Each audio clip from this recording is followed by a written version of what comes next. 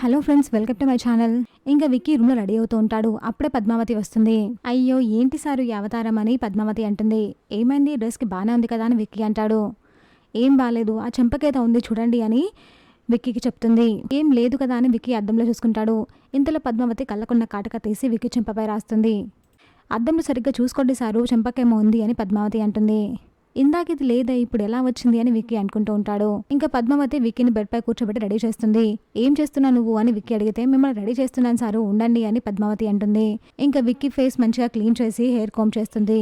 అలా hair come చేస్తున్న టైంలోనే పద్మావతి ప్రేమగా సారు సారు అని పిలుస్తూ ఉంటుంది. దీనికి విక్కీ భయపడి, ఈ రోజు నేనైతే మల్లెపూలు తీసుకురాని అని ఒక్కసారి పైకి లేస్తాడు.